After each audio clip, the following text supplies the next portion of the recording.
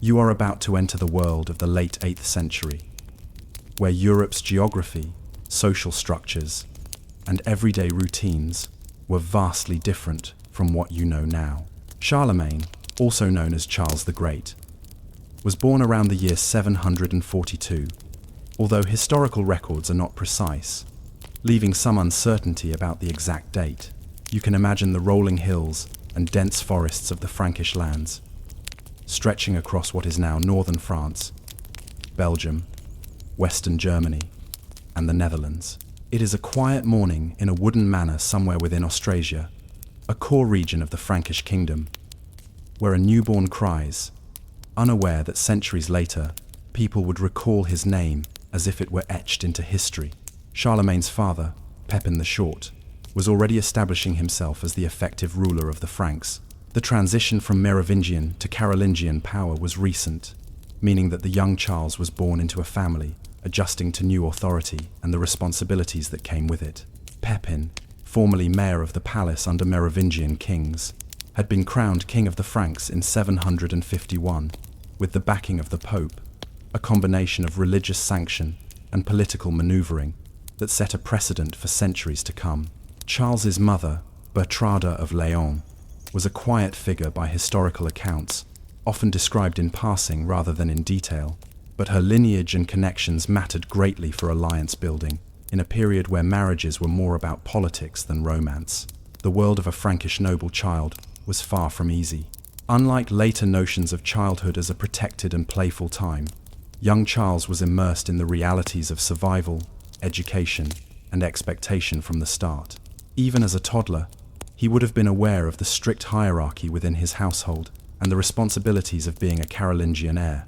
Daily life in such a household revolved around seasons, agricultural cycles, religious obligations, and political meetings. Breakfast might consist of bread, cheese, and porridge, while the sound of animals in nearby pens provided a constant background hum. Unlike modern children, play was incidental and brief, often overlapping with lessons in loyalty, manners, and sword handling. The education of a young Charles was far from comprehensive by modern standards. Yet within its limitations, it aimed to prepare him for rulership. Reading and writing were not yet widespread skills in Europe, and instruction in Latin, basic mathematics, and religious texts would have been a privilege for someone of his station. Tutors, often monks or clerics, would introduce him to psalms, the lives of saints, and the occasional historical chronicle. You can picture Charles, perhaps struggling with the letters and numbers, his small hands tracing parchment, the candlelight flickering across the room, the cold of winter making the small space feel even more austere. He was learning not just literacy, but the rhythm of rules, the repetition of prayers, and the patience necessary to navigate both faith and governance. Even at this early stage, the pressures of succession hung quietly over him. Pepin had other children, Charlemagne being the eldest, but the fragility of life in the 8th century meant that young Charles' position was never entirely secure. Disease, accidents, and political intrigues were constant threats. The story of his early life is punctuated with such moments of uncertainty, reminding you that even figures who seem monumental were first just children, navigating a complex and often unforgiving world. Beyond the domestic sphere, Charles's early years were framed by the broader political landscape of the Frankish kingdom. Austrasia, Neustria, and Burgundy were the three major regions, each with its own local leaders, customs, and challenges. Pepin worked tirelessly to consolidate power across these territories, and Charles would have been exposed to these ongoing campaigns in small but noticeable ways. Couriers arriving with messages, local nobles seeking audience, and discussions of border disputes were part of the background noise of his childhood. These elements were far from thrilling in the moment they involved lists, reports, and repeated negotiations, but they would imprint the slow, grinding rhythm of governance onto young Charles' understanding of leadership. Even within the confines of the manor, survival was a daily concern. Food stores had to be managed carefully, livestock tended, fires kept burning through cold nights. Illnesses were common, hygiene rudimentary. Bertrada, as mother and manager of household affairs, would have overseen these small but crucial details, ensuring that her children and the extended household survived winter storms and summer heat alike. For Charles, such details would later inform the pragmatic aspects of his leadership, understanding that kingdoms, like households, require constant attention to small, seemingly mundane tasks. Religion, too, played an omnipresent role. Charlemagne was baptized in a Christian context, where the church was not merely a spiritual authority, but a crucial part of daily governance. The clergy advised, recorded events, and lent legitimacy to the family's rule. From an early age, Charles would have been immersed in the cadence of prayer, feast days, and seasonal celebrations, where each ritual served both spiritual and social functions. While these rituals might seem repetitive daily prayers, church services, fasting periods, they established a framework for understanding order, hierarchy, and obligation, all of which were central to the Carolingian conception of kingship. Yet, for all the routines and structures surrounding him, the early life of Charles the Great is filled with small uncertainties. Which influences mattered most in shaping his character? Which early observations of his father's cautious rule, or of the local nobility's maneuvering, stayed with him into adulthood? Historians can piece together fragments from letters, chronicles, and later biographies, but much remains unknowable. Even his own thoughts, fears, and reflections are lost to time, leaving only the careful reconstruction of his environment and the measured activities of his youth. You might imagine, as you settle deeper into this history, the quiet mornings where a young Charles wandered among the manor's gardens, listening to the distant bleating of sheep, or the evenings where he struggled to learn his Latin prayers, the candles sputtering in the corner. Each of these small, almost invisible details, the folding of laundry, the counting of coins, the repetitive practice of letters, would accumulate into the foundation of a future emperor. They seem mundane, almost dull, yet they are the invisible threads that shaped a ruler capable of uniting much of Western Europe. As you drift into the subtle rhythms of history, consider this. Even the most monumental figures often emerge from the slow, patient, and boring repetition of daily life. And in the case of Charles, the questions linger.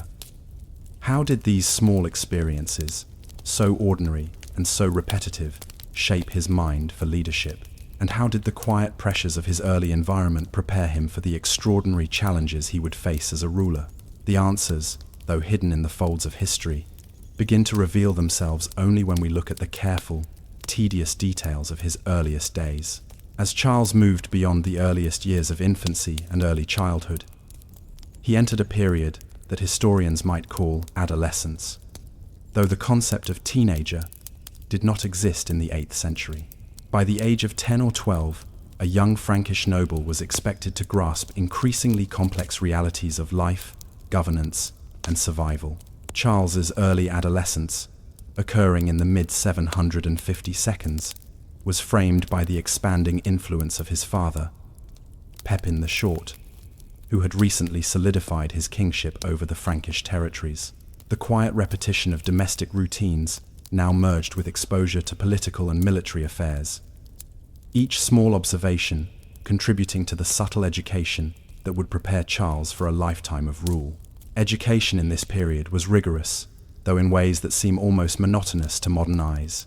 A small boy would rise at dawn, often before the sun had fully illuminated the fields, and begin his day with prayer under the supervision of monks or clerics. The Psalms were repeated until memorized. Writing practice involved the careful copying of Latin letters onto rough parchment, and lessons in counting and measurement were painstakingly slow, using small stones or marked sticks as tools. You can picture Charles, kneeling or sitting cross-legged in a drafty hall, concentrating on the curves of a letter, while outside the wind rattled the wooden shutters. While modern readers might overlook these details, they were the foundation of discipline and patience, a repeated, almost tedious training in focus that would later become indispensable in both administration and warfare. Alongside intellectual training, physical preparation began in earnest. Charles was introduced to the arts of horsemanship, archery, and the use of swords and lances, although not yet in full-scale battle. The early exercises were slow, repetitive, and sometimes painful. Days were spent in riding exercises across uneven terrain, learning to balance on a horse, maintain a steady grip, and direct animals that could weigh hundreds of kilograms. Sword practice involved endless drills, swinging, parrying, and learning precise footwork. Every movement was repeated, over and over, until muscle memory became second nature. Even in these ordinary lessons, there was a subtle education in strategy, observing patterns, anticipating reactions, and understanding cause and effect skills that would be invaluable in later campaigns. The political environment of the Frankish realm also exerted a quiet, almost invisible influence on the adolescent Charles. Pepin the Short had to navigate competing interests among Austrasian nobles, bishops, and foreign envoys. These encounters were often slow, procedural, and filled with long, repetitive discussions over borders, taxes, and oaths of loyalty. Charles was present at many such occasions, sometimes merely observing, sometimes assisting by carrying messages or ensuring the proper documentation of proceedings. These early experiences taught him the rhythms of politics, the value of patience, the necessity of listening, and the importance of precision in record-keeping. While the proceedings might have seemed tedious, their repetition cultivated an acute awareness of hierarchy and authority.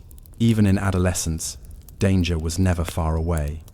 Disease, accidents, and occasional skirmishes reminded young Charles that life was precarious. Outbreaks of smallpox, dysentery, and other illnesses were common, and the mortality rate for children remained high. Beyond health, the threat of rebellion or raids along the empire's borders provided a steady undercurrent of tension. Charles's early exposure to these slow-building crises, watching how his father and local nobles responded, taught him practical lessons in crisis management. He learned that careful observation, methodical planning, and incremental action often yielded better results than impulsive heroics. The daily life of preparation and minor emergencies instilled resilience, patience, and caution in a young leader. An often overlooked aspect of Charles's adolescent development was the influence of his siblings, particularly Charlemagne, his older brother. Charlemagne was designated heir before Charles, and the two navigated a complex mixture of familial loyalty and rivalry. Historical records suggest moments of cooperation, but also subtle competition, as each boy learned how to assert influence and earn recognition. These sibling dynamics, repeated over years of shared meals, joint exercises, and court ceremonies, helped Charles develop an early sense of political acumen, understanding, negotiation, compromise, and the slow accumulation of support among allies. The repetition of these daily interactions, though seemingly mundane, laid the groundwork for his ability to manage larger, more distant networks of loyalty as an adult ruler. Religion continued to shape the rhythm of Charles's days, now in increasingly sophisticated ways. By his early teens, he would have participated not only in prayer, but also in mass, seasonal fasts, and other ceremonial observances. Church leaders were both spiritual guides and practical advisors to the family, emphasizing moral behavior, public presentation, and the importance of pious example. Charles's early involvement in these structured routines taught him about the subtle ways religious authority reinforced secular power. He learned the value of ceremonies, repetition, and the slow cultivation of public image lessons that might appear boring in isolation, but that would prove essential when he later sought to consolidate a diverse and expansive empire. Around the age of 15, Charles's experiences began to merge intellectual, physical, and political preparation. It was a time of long marches across the countryside, observing the management of estates, and occasionally participating in small-scale military operations. These marches could last days or weeks, involving slow movement through forests, rivers, and muddy paths. The goal was rarely heroic. More often, it involved administrative oversight, the coordination of supplies, or ensuring compliance among local lords. From these exercises, Charles absorbed the mundane realities of governance, managing logistics, anticipating delays, and maintaining discipline among followers. These early campaigns were, in essence, repetitions of small tasks that collectively taught the young prince about the slow, deliberate process of ruling. One example of such repetitive training comes from the management of fortifications and supply lines. Charles would have observed the construction of wooden palisades, the repair of bridges, and the stockpiling of grain, all repetitive and often tedious work. Yet through these routines, he gained a practical understanding of infrastructure and sustainability. He learned that empires do not function on victories alone, but on the careful maintenance of resources, the slow attention to detail, and the ability to endure through extended periods of monotony and challenge. Even his leisure time, when it existed, was structured around skills deemed useful for a nobleman. Hunting, for instance, was less about sport than about practicing tracking, patience, and precision. The slow, repetitive tracking of deer or wild boar through forests, the quiet observation of animal patterns, and the careful aim with a bow, all mirrored lessons in patience, planning, and timing that applied equally to administration and warfare. In these quiet, almost boring activities, the young Charles absorbed the rhythms of preparation that would later define his leadership style. Education in letters and religion continued alongside physical and practical training. Tutors repeated passages, drills were repeated, prayers were repeated. The repetition might seem dull or sleep-inducing to a modern observer, but it created patterns of thought, discipline, and memory. Charles learned that repetition, even when tedious, was the path to mastery. This seemingly monotonous accumulation of small lessons, letters, prayers, drills, marches, and ceremonies was slowly forging a leader capable of managing complexity, balancing multiple priorities, and navigating the slow grind of political life. By the end of his adolescence, Charles had internalized a fundamental lesson. Leadership was less about dramatic feats and more about persistent, disciplined attention to small, repetitive tasks.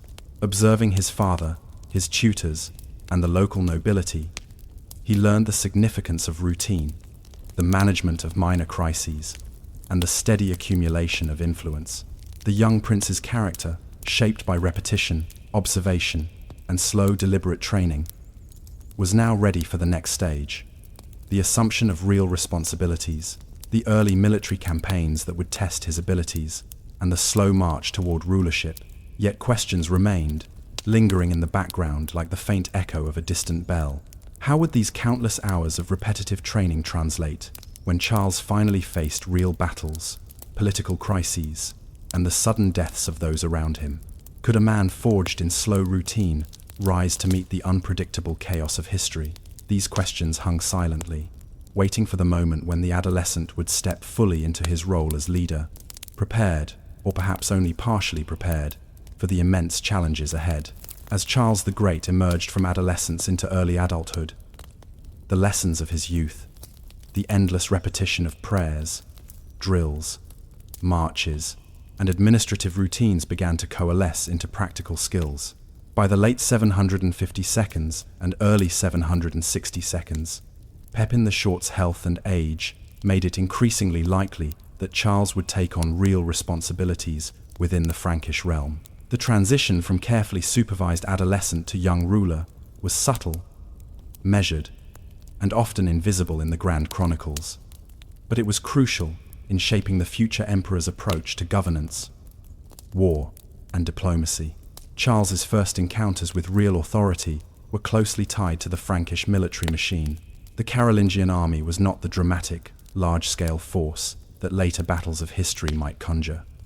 Rather, it was a slowly moving network of small contingents drawn from local nobility, militia, and levies, each with their own routines, habits, and obligations.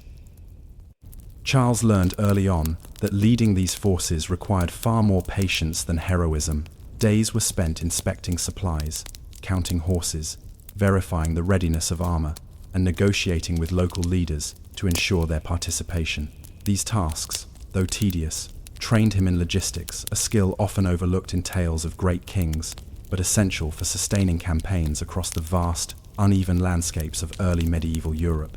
One of Charles's earliest responsibilities involved managing estates and border regions. particularly in Austrasia and Neustria. Pepin entrusted him with minor disputes, the oversight of taxation, and coordination between local lords. Each day involved a slow cycle of travel, observation, documentation, and sometimes negotiation. Meetings could last for hours, with the same arguments repeated, the same questions raised, and the same petitions made. To an outsider, this work might have seemed dull or bureaucratic. To Charles, however, these repetitive interactions were training grounds, allowing him to observe human behavior, understand the slow mechanics of loyalty, and test strategies for maintaining order without resorting to open conflict. It was during this period that Charles's reputation for calm judgment and careful planning began to take shape. Chronicles describe him as attentive to detail, methodical in decision-making, and patient with those who opposed or questioned him. Unlike some rulers who relied on displays of force or dramatic gestures, Charles seemed content to let the slow accumulation of minor victories, resolving disputes, securing loyalty, or implementing small reforms establish his authority. Even in these boring administrative duties, the foundations of his legacy were forming. A ruler who understood that empires are maintained not only through battle, but through consistent, persistent attention to the ordinary work of governance. Despite the relatively mundane nature of these early duties, moments of crisis began to intrude on Charles's careful routines. Raids along the empire's borders, occasional rebellions among dissatisfied nobles, and the ever-present threat of disease required him to apply lessons learned in adolescence. He discovered that patience alone was insufficient. Foresight, discipline, and the ability to adapt were equally important. Slow marches that had once seemed tedious now became tests of endurance and judgment, requiring him to coordinate supplies, anticipate enemy movements, and maintain morale among men who were often unaccustomed to prolonged campaigns. Religion continued to play a guiding role, both as personal practice and as a tool of governance. Charles observed how the church mediated disputes, endorsed authority, and provided moral legitimacy. He attended councils, learned from bishops, and gradually understood the subtle interplay between spiritual and temporal power. Unlike dramatic acts of warfare or political maneuvering, these interactions were often long, procedural, and repetitive, yet they reinforced the patterns of respect, patience, and strategic planning that would define his leadership style throughout his life. The earliest military campaigns that Charles participated in during this phase were cautious and incremental. They were rarely decisive battles, but rather slow efforts to consolidate control, enforce obedience, and secure borders. Each expedition involved repetitive drills, meticulous planning, and careful observation of the enemy, terrain, and resources. These campaigns, though lacking in immediate glory, taught him the rhythm of military administration, the importance of supply lines, the necessity of discipline, and the long-term value of incremental progress. In retrospect, the repetition and apparent monotony of these early campaigns were as critical to his success as the more famous battles that would come later. Charles also began to take note of the broader European context during these years. The remnants of the Merovingian dynasty still lingered, and neighboring kingdoms, Lombards in the south, Saxons in the east, and various Slavic tribes along the northern frontier offered both opportunities and challenges.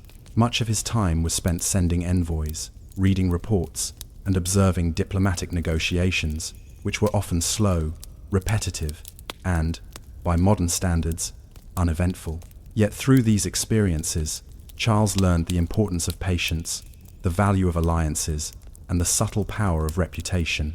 Small, consistent actions, sending gifts, honoring treaties, and mediating disputes, accumulated over time to create a reputation that commanded respect without overt displays of force.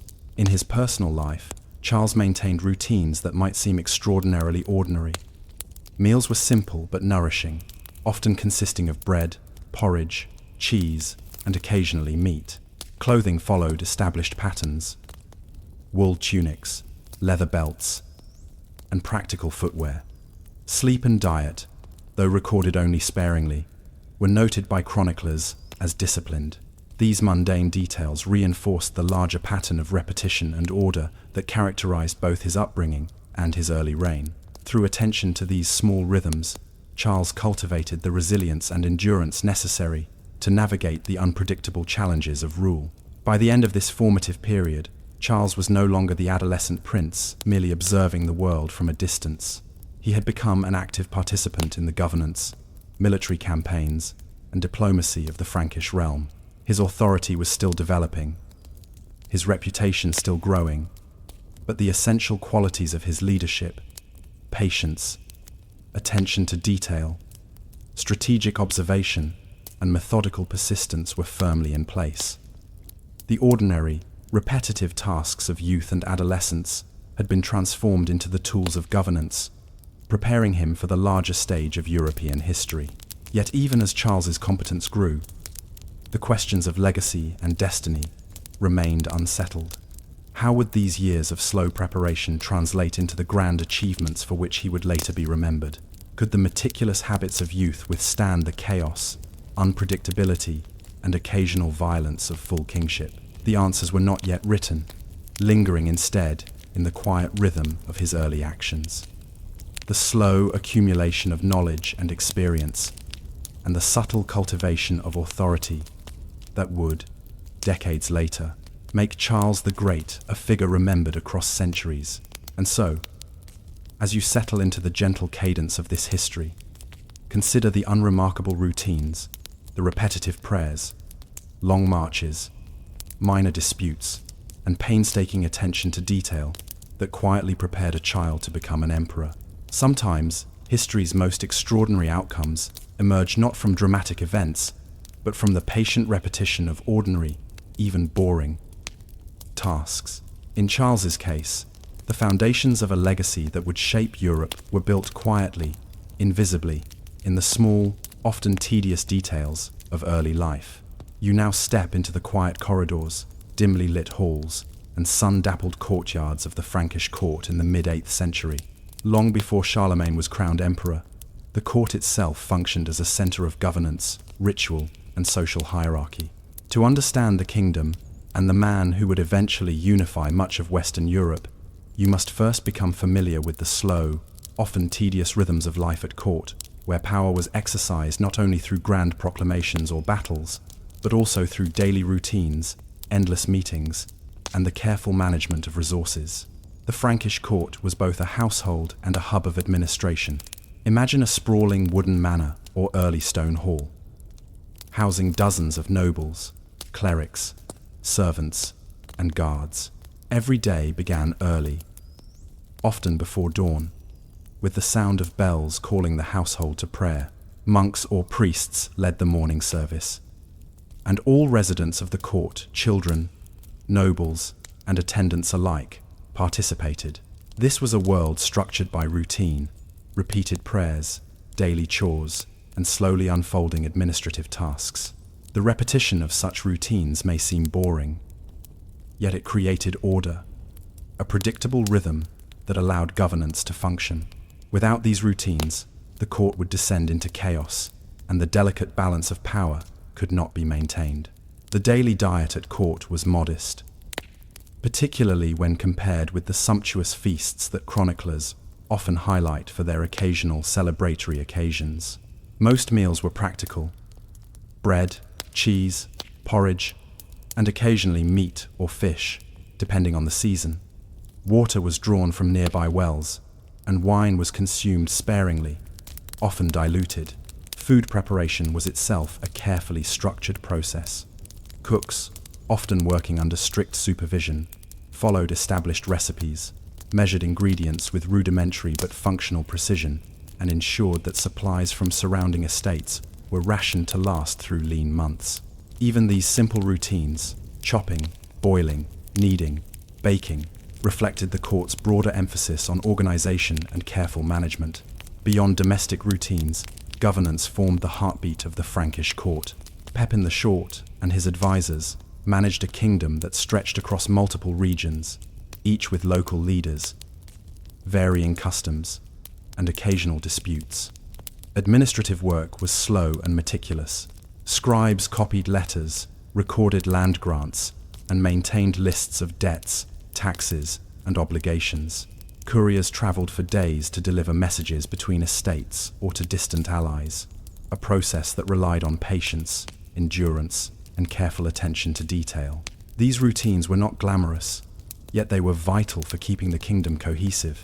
Charles, observing from the sidelines, absorbed the value of record-keeping, the significance of precision, and the slow accumulation of knowledge.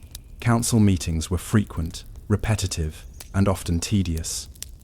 Local nobles or bishops would present petitions, requests for justice, or complaints about land disputes. The king and his advisors listened, sometimes interrupting with questions or instructions, often repeating the same points multiple times for clarity. Decisions were carefully documented, and the same procedures repeated across months and years. To a modern observer, these meetings might appear dull, yet they provided Charles with a living tutorial in negotiation, procedural fairness, and the subtleties of authority. He learned that the exercise of power was often incremental, relying on the slow reinforcement of loyalty and trust. The court also functioned as a hub for the distribution of gifts and resources, a practice central to the maintenance of loyalty. Nobles who served the king received food, land, or tokens of favor, while envoys and allies were treated with hospitality, even if the process of arranging these gestures involved long hours of preparation. Again, repetition dominated the process. Gifts were catalogued, meetings scheduled, meals prepared, and announcements delivered with predictable regularity. It was through these seemingly mundane tasks that social bonds were maintained and political stability achieved. Charles would later replicate this methodical approach across his empire, understanding that small, repetitive acts of recognition and reward were crucial to securing allegiance. Education continued in parallel with courtly routines. Tutors, clerics, and visiting scholars provided instruction in Latin, religious texts, and basic arithmetic. Lessons were repetitive, copying passages, memorizing prayers, and reviewing foundational concepts in reading and writing. While these lessons may appear dull, they strengthened discipline and reinforced patterns of thought that were essential for governance. Charles's exposure to such repetitive intellectual exercises, combined with observation of court proceedings, laid a foundation for his later administrative reforms and support for the Carolingian Renaissance. Daily life at court was also punctuated by ceremonial obligations, religious festivals, seasonal celebrations, and visits from other nobles punctuated the otherwise monotonous rhythm of administration. These events required careful planning, from arranging seating and food to rehearsing speeches or prayers. Charles learned, often by participating in small, supportive roles, the intricate choreography of courtly ceremony. The repetition of these events over years taught him the importance of ritual in asserting authority and maintaining social cohesion. Even the smallest gestures, the correct positioning of a guest, the precise handling of a chalice, the repetition of a formal greeting, reinforced the structures of power that underpinned the kingdom.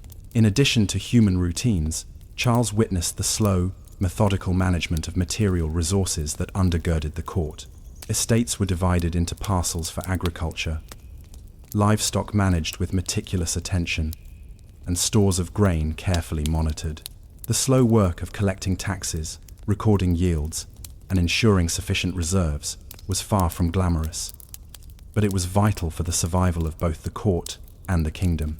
Charles learned that rulers do not thrive on victories alone. They thrive on the careful management of everyday necessities, on understanding how the smallest details, from the rationing of flour to the repair of a bridge, can ripple outward to affect an entire realm. The physical layout of the court itself contributed to this sense of methodical order. Wooden halls were divided into chambers for sleeping, cooking, administration, and worship. Courtyards provided space for animals and daily chores, while paths and gates directed the flow of visitors and servants. The predictable, repetitive movement through these spaces reinforced social hierarchies: who ate with whom, who reported to whom, and who observed and recorded each activity. Charles would have moved through this structured environment, absorbing the rhythm of court life, learning both patience and the importance of hierarchy, and understanding how the mundane routines of space and order shaped human behavior. Even leisure activities, when permitted, followed structured patterns. Hunting, though sometimes romanticized in later accounts, was conducted slowly, with careful tracking and patient observation. Music and storytelling offered a brief diversion, but were themselves bounded by repetition, with familiar melodies, repeated narrative structures, and ritualized performances reinforcing cultural knowledge. In every facet of courtly life, repetition and routine dominated, teaching the young observer that stability and order were built not on dramatic gestures alone, but on countless hours of predictable, disciplined practice. As you imagine the slow, deliberate rhythm of the Frankish court, it becomes clear that the development of governance, authority, and personal discipline relied not on dramatic events alone, but on patient observation of the mundane. Every copied manuscript, every inventory of grain, every long council meeting, and every ritualized greeting contributed to the shaping of a ruler capable of managing complexity. Charles's immersion in these routines cultivated an appreciation for precision, persistence, and patience, qualities that would later allow him to consolidate power across vast territories. Yet even amid the slow rhythms of daily life, uncertainties persisted. How would Charles translate the lessons learned in the relatively safe confines of the court to the unpredictable realities of external threats, military campaigns, and the ambitions of rival nobles? Could the careful accumulation of small knowledge and repeated tasks prepare him for the sudden demands of rulership? The answers were still in motion, waiting for the moment when the observer of routines would step fully into responsibility and confront the larger, often chaotic, world beyond the walls of the court. As the Frankish court continued its quiet, deliberate rhythms, young Charles, still observing, still learning, began to understand the invisible machinery that kept an empire functioning. The early court was a blend of domestic management, bureaucratic oversight, and slow-moving diplomacy. It was not the kind of place where grand battles were fought or dramatic proclamations delivered daily. Instead, its power grew from repetition, routine, and meticulous attention to detail. Every day offered lessons in patience, observation, and subtle influence, and Charles's immersion in these patterns formed the basis for the long, steady rule he would later achieve. Administration was the slow heartbeat of court life. Every morning, scribes and clerics gathered in the halls to review petitions, document transactions, and prepare records for the king.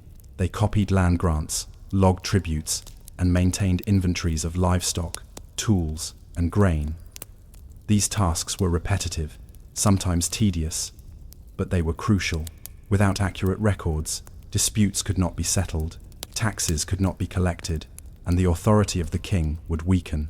Charles, as he grew older, was often present during these sessions, observing not only the mechanics of bureaucracy, but also the personalities of those who managed it. He learned that governance was not merely about issuing commands, it was about understanding the slow interplay of procedure, precedent, and persuasion. Council sessions, too, followed a strict and predictable pattern. Local nobles, bishops, and envoys presented concerns in orderly fashion. A dispute over a boundary might involve hours of listening, repeated questioning, and the careful examination of prior agreements. Taxes, levies, and obligations were reviewed in methodical detail. Decisions were documented with painstaking precision, copies stored in multiple locations. While these sessions may appear monotonous, they provided Charles with an invaluable education. He observed how authority was exercised consistently, how repetition reinforced respect, and how subtle shifts in tone or phrasing could influence outcomes. These small observations, repeated over months and years, honed his judgment and cultivated a calm, deliberate approach to decision-making. Diplomacy, though often slow and procedural, formed another essential aspect of court life. Envoys from neighboring kingdoms, the Lombards, Saxons, and various Slavic tribes, arrived to deliver messages, negotiate, trade, or settle disputes. Each negotiation followed a predictable sequence: greetings, the presentation of gifts, formal statements of position, discussion, and repetition of points, until all parties understood and accepted the terms. Negotiations could last days, sometimes weeks, with the same issues revisited multiple times. Charles, often in attendance, observed the patience required, the importance of clarity, and the subtle ways trust was built or eroded through repeated interactions. He learned that power was as much about perception and consistency as it was about force or wealth. Resource management was another repetitive, almost invisible, aspect of court life that shaped Charles's understanding of rulership. Estates supplied the court with food, materials, and labor, and their administration required careful oversight. Grain stores had to be counted, livestock fed and rotated, and seasonal planting and harvesting coordinated across multiple estates. Supplies for the court, wood, metal, textiles, had to be monitored and distributed according to need. These tasks were slow, sometimes tedious, but they revealed an essential truth. A kingdom, like a household, could not thrive on ambition alone. Charles absorbed the lesson that careful attention to the mundane, the counting of grain, the repair of a bridge, the inspection of a stable, was the foundation of stability and prosperity. Even the ceremonial routines of court offered subtle instruction. Religious observances, formal audiences, and seasonal festivals required precise timing and attention to detail. Seating arrangements, the order of speakers, and the handling of gifts were all governed by established customs. Charles participated, often in minor roles at first, learning the choreography of power. Over time, he recognized that ceremonies, though repetitive and seemingly dull, were critical tools for demonstrating authority, reinforcing hierarchy, and cultivating loyalty. Each repeated gesture, each memorized speech or prayer, contributed to a sense of order that extended far beyond the walls of the court. The slow accumulation of small administrative victories also taught Charles about the value of persistence. Disputes could take months to resolve. Tax collection required careful monitoring, and minor rebellions had to be managed with patience rather than immediate force. He observed how his father and other advisors applied steady pressure, repeated instructions, and incremental adjustments to maintain control. From these examples, Charles internalized the principle that effective leadership often relied on slow, deliberate effort rather than sudden, dramatic action. Education continued alongside these administrative and ceremonial routines, reinforcing discipline and intellectual rigor. Latin literacy, memorization of religious texts, and basic arithmetic were reinforced daily through repetition. Lessons often involved reading aloud, copying passages, and reciting prayers or psalms until errors were eliminated. While monotonous by modern standards, this repetition trained memory, focus, and attention to detail, all qualities necessary for the careful oversight of an empire. Charles' tutors reinforced the notion that repetition was not mere tedium. It was preparation for mastery, whether of words, numbers, or human behavior. Charles also observed the subtleties of interpersonal dynamics within the court. Relationships between nobles, between clergy and laity, and between various factions were governed by nuanced, repeated behaviors. Greetings, gift exchanges, and seating arrangements were not merely ceremonial. They were tools of negotiation and indicators of influence. By observing these slow, methodical patterns, Charles learned to read the intentions, ambitions, and temperaments of those around him. Over time, this knowledge of human behavior became a quiet yet powerful instrument, enabling him to navigate disputes and alliances with patience and precision. Communication, both internal and external, was a painstakingly slow process. Messages were carried by couriers across long distances, often taking days or weeks to arrive. Letters had to be copied meticulously, checked for accuracy, and sent via trusted intermediaries. Repetition was essential. Instructions were restated, summaries written, and confirmations requested. Charles absorbed the importance of clarity and redundancy in communication, understanding that information slow-moving, though it was the lifeblood of governance. These repetitive practices, though tedious, trained him to manage complexity and anticipate errors before they caused larger problems. By the end of this period in the court, Charles had developed an appreciation for the subtle, often invisible work that underpinned effective leadership. Governance was not an arena of constant drama, but a landscape of repeated tasks, meticulous observation, and patient adjustment. Every recorded transaction, every council meeting, every ritualized greeting, and every careful inspection of resources contributed to his understanding of how an empire could function smoothly, even across vast and diverse territories. Yet even as these routines reinforced order and discipline, questions lingered. Could the habits learned within the calm, the repetitive environment of the court prepare Charles for the unpredictable challenges of military conquest, rebellion, and foreign diplomacy? How would he translate patience, attention to detail, and mastery of routine into the decisive, sometimes abrupt action required of a ruler? These uncertainties, subtle and quiet, awaited the moment when the apprentice of governance would step beyond the walls of the court and into the larger, more turbulent world. The slow rhythms of the Frankish court, with all their repetition and predictability, may seem unremarkable to a modern observer. Yet within these ordinary routines lay the foundation of extraordinary leadership. Charles's early immersion in the careful, repetitive practice of administration, diplomacy, and ceremonial observance would shape the decisions, strategies, and character of a man who, decades later, would leave an indelible mark on European history. It is a reminder that even in the most mundane details, the seeds of great legacies can quietly take root. By the late 762, Charles the Great had moved beyond observation and minor participation in the Frankish court. The repetition, structure, and careful rhythms of court life had imprinted upon him the habits and perspectives necessary for governance. Yet now, the slow, practical work of leadership began in earnest. This period marked his first active engagement in decision-making, administrative oversight, and the subtle negotiations that would define his approach to power throughout his life. While these actions were not dramatic, battles or coronations, they were essential for the consolidation of authority and the cultivation of legitimacy. One of Charles's first significant responsibilities involved oversight of estates and local territories. Pepin the Short relied on him to ensure that taxation was collected accurately, supplies were distributed fairly, and minor disputes were resolved promptly. This work was tedious and incremental.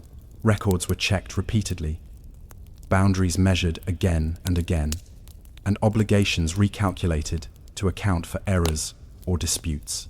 While repetitive, these tasks demonstrated a fundamental principle. The stability of the realm depended on attention to small details, not just grand gestures. Charles learned to value patience, persistence, and precision above spectacle, understanding that the foundation of authority was often invisible to those outside the court. Alongside administrative duties, Charles began participating in more formal diplomatic tasks. Envoys from neighboring kingdoms, Lombards, Saxons, and occasionally distant Byzantine representatives visited the court. Negotiations were conducted slowly. Formal greetings, gift exchanges, and restatements of previous agreements consumed days or even weeks. Charles observed these processes attentively. He noted how trust was built through consistency, how repeated gestures of goodwill reinforced obligations, and how minor errors or breaches of etiquette could undermine relationships. These lessons, seemingly mundane, were vital preparation for the complex diplomacy he would later conduct across Europe. Military responsibilities, though initially minor, also began to fall under his purview. He supervised small contingents of troops, ensuring that supplies were adequate, equipment maintained, and soldiers disciplined. These early engagements were not decisive battles. They were exercises in logistics, training, and observation. Charles learned that an army was more than its swords and armor. It was a system of resources, habits, and human behavior that required constant attention. The repetition of inspections, drills, and minor campaigns instilled a sense of endurance, patience, and procedural rigor. It was in these quiet, methodical exercises that the practical realities of leadership became clear. Ceremonial duties continued to be an important aspect of court life. Seasonal festivals, religious observances, and formal audiences provided opportunities to exercise authority, albeit in highly structured ways. Charles observed how gestures, seating arrangements, and speech patterns communicated hierarchy, loyalty, and status. By participating in these ceremonies, he learned to navigate social hierarchies and convey authority without overt displays of force. Repetition, again, was central.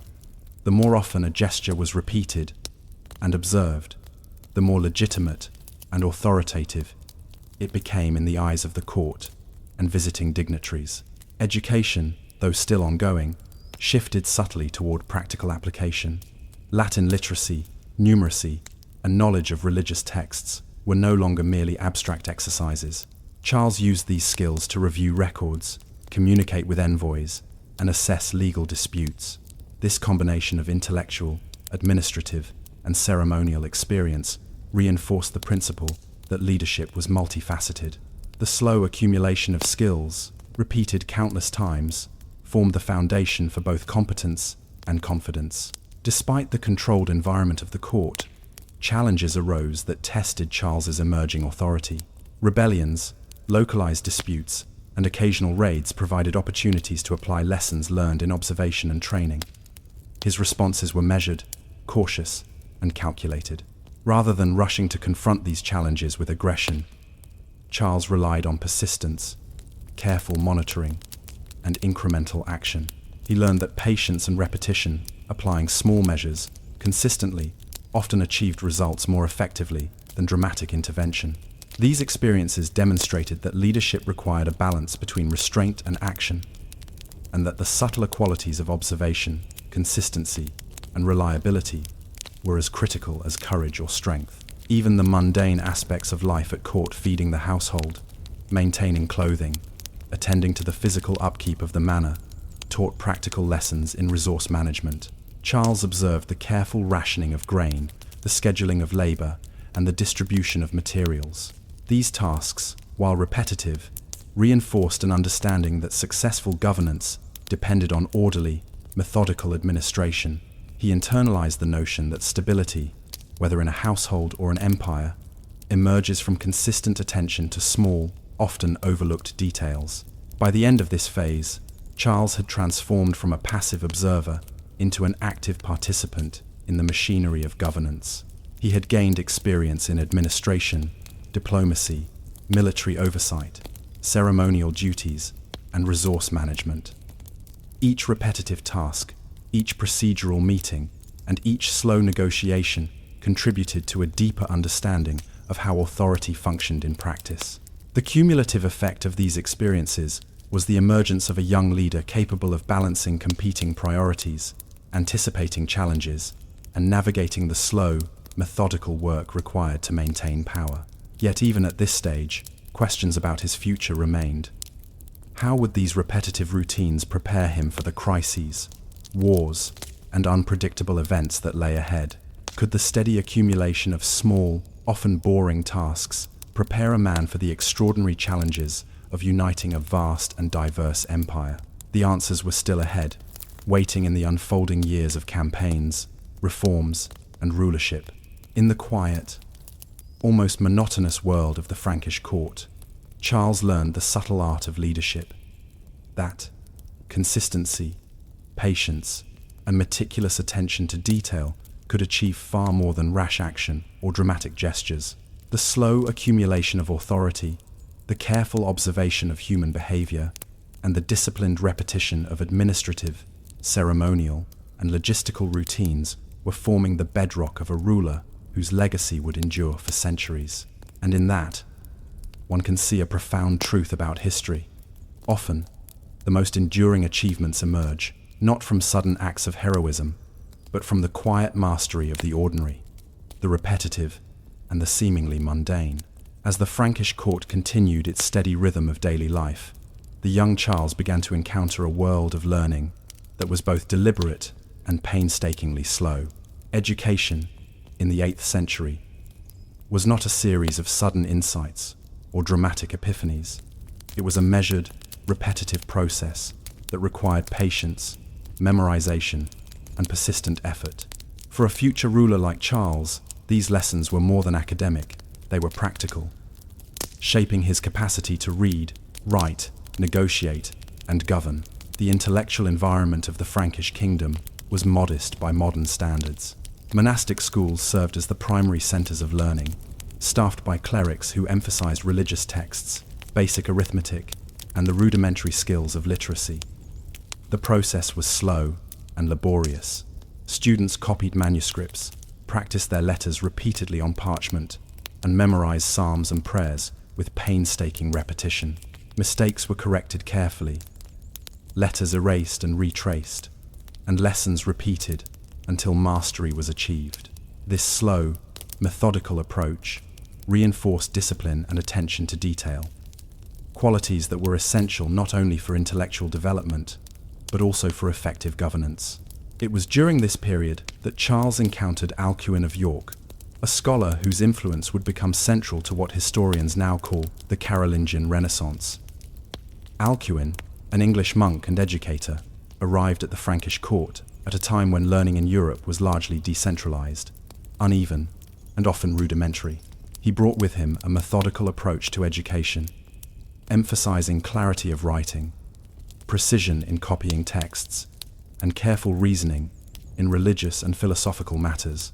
Charles, though already accustomed to repetition and discipline from his early upbringing and courtly training, found in Alcuin a guide who could transform these habits into intellectual tools. The education Charles received under Alcuin was not about acquiring isolated facts, but about cultivating mental habits. Reading Latin texts required slow, deliberate attention, often repeated multiple times to grasp the meaning. Copying manuscripts demanded focus and precision, with small errors potentially altering the sense of a sentence or a religious passage. Arithmetic exercises, though basic, were repeated relentlessly, instilling habits of logical thought and careful calculation. The monotony of these exercises might appear dull, but they trained the young ruler in consistency, attention to detail, and patience skills that were directly applicable to administration, diplomacy, and military logistics. Alcuin's influence extended beyond technique to the broader understanding of learning as a tool for governance. He emphasized that knowledge was not merely ornamental, but functional. Reading, writing, and calculation enabled better record keeping, clearer communication, and more effective management of people and resources. The young Charles absorbed these lessons slowly, often through repetition, observation, and the application of learning to everyday tasks at the court. In this way, education was inseparable from practical experience. A manuscript copied carefully could later serve as a legal precedent. A calculation repeated diligently could inform the allocation of resources across estates. Religious education remained central. Charles studied scripture, the lives of saints, and moral teachings, often repeating passages until memorized. This repetition was not only intellectual, but also spiritual, embedding habits of reflection, moral consideration, and disciplined thought. The rhythm of religious study prayers, recitations, reflections, mirrored the disciplined routines he had learned at court and in military exercises. Slowly, these intellectual and spiritual practices intertwined, cultivating a mindset capable of both contemplation and decisive action. Letters and communication formed another crucial component of Charles's education. Through copying and composing letters under Alcuin's guidance, he learned the importance of clarity, structure, and tone. The process was painstaking. Drafts were revised repeatedly, phrases carefully measured, and every word considered for its impact. This slow, methodical practice taught him that written communication could wield authority as effectively as spoken words or military action. Repetition and careful attention to detail, which might have seemed tedious at the time, became foundational tools for leadership. Even the simplest exercises were imbued with practical significance, calculating the yields of an estate, documenting agreements with nobles, or ensuring the accuracy of grain inventories required skills that overlapped with intellectual training. Arithmetic, measurement, and careful record-keeping were reinforced repeatedly, bridging the gap between abstract learning and the practical demands of rulership. Charles's daily routine, balancing study, observation, and participation in court affairs, exemplified this integration of knowledge and application. Alcuin also encouraged debate and careful reasoning. Young Charles was prompted to explain his understanding of texts, to consider multiple interpretations, and to anticipate objections. These exercises were slow and methodical. Points were restated, evidence repeated, and arguments refined over time. The repetition of reasoning exercises trained patience and logical thinking, qualities essential for evaluating disputes, resolving conflicts, and making informed decisions in both governance and military matters. Beyond intellectual rigor, the education Charles received emphasized humility and long-term preparation. Learning was incremental. Mastery was achieved through persistent effort over years rather than sudden flashes of genius. This slow approach mirrored the rhythms of court life, the administration of estates, and the careful preparation required for military leadership. Charles internalized the principle that enduring competence depended on repetition, persistence, and disciplined attention to small, cumulative steps. By the end of this first stage of intellectual awakening, Charles had begun to integrate the lessons of both the court and Alcuin's tutelage. He understood that leadership demanded not only courage and decisiveness, but also the patience to observe, record, and act with careful deliberation. The repetition and structure of education, though monotonous at times, instilled habits of precision, order, and strategic thinking. These skills would later underpin his ability to govern a diverse and sprawling empire with both authority and subtlety. Yet even with this intellectual foundation, questions lingered. How would the disciplined repetition of manuscripts, calculations, and debates prepare him for the unpredictable challenges of kingship, military campaigns, and empire building? Could the slow cultivation of knowledge and careful reasoning translate into decisive action in the wider, often chaotic world of politics and war? These uncertainties remained in the background, quietly shaping the trajectory of a man whose mind was being formed in the calm, deliberate rhythms of study and reflection. As you settle into the quiet pace of this history, consider this. The intellectual awakening of Charlemagne was not sudden or dramatic. It emerged from long hours of repetition, careful observation, and the patient accumulation of skills. Even in the most mundane exercises, copying a manuscript, calculating a grain yield, reciting a psalm, the seeds of future authority were being sown, quietly, steadily, and with lasting consequence. As Charles matured into early adulthood, the influence of Alcuin and the carefully structured intellectual environment of the Frankish court began to manifest in practical ways. Education, initially repetitive and seemingly mundane, transformed into a powerful instrument for governance, administration, and strategic planning. The Carolingian Renaissance, often remembered as a revival of learning in the late 8th and early 9th centuries, was not an abrupt flowering of ideas. It was the product of persistent, incremental effort, repetition, refinement, and application. Charles's personal engagement with this intellectual culture illustrates how even ordinary habits of study can produce extraordinary results. Under Alcuin's guidance, Charles deepened his mastery of Latin, the lingua franca of administration and diplomacy. Latin was not only the language of the church, but also the medium through which legal codes, treaties, and correspondence were written. The process of learning Latin was painstaking. Each day involved copying passages, translating sentences, and reviewing grammar repeatedly. This repetition was laborious, yet it reinforced precision in both thought and expression. Charles learned that words mattered. A misplaced term in a treaty or decree could have consequences for loyalty, diplomacy, or legal authority. By internalizing these linguistic habits, he cultivated a level of clarity and consistency that would later prove essential in unifying a multi-regional empire. Arithmetic and basic calculation also became integral to his education. While modern readers might dismiss early medieval arithmetic as trivial, The slow mastery of numbers underpinned practical administration. Charles practiced calculations for measuring land, assessing taxes, and distributing resources.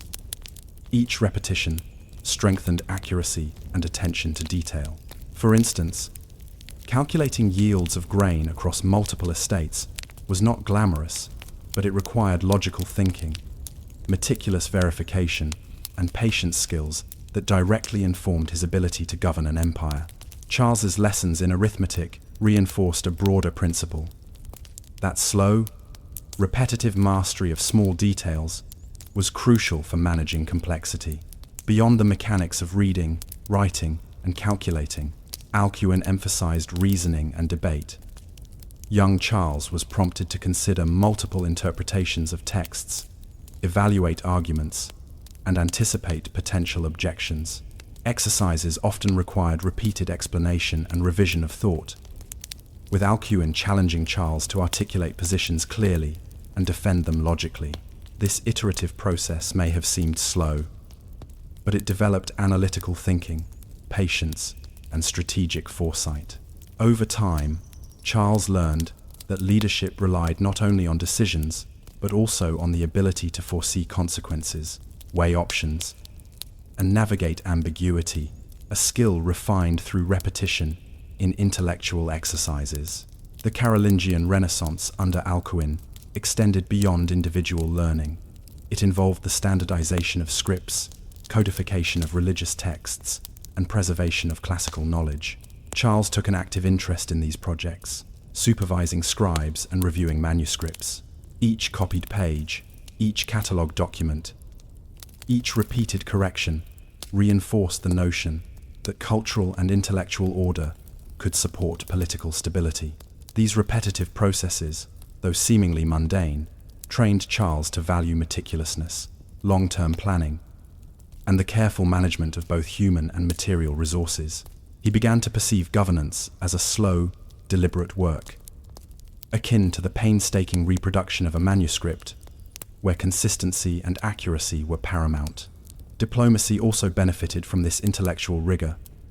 Charles's understanding of language, logic, and ceremonial precision allowed him to negotiate treaties and alliances with increasing sophistication. Envoys were met with clearly articulated instructions, agreements carefully documented, and minor disputes resolved through procedural reasoning rather than impulsive action.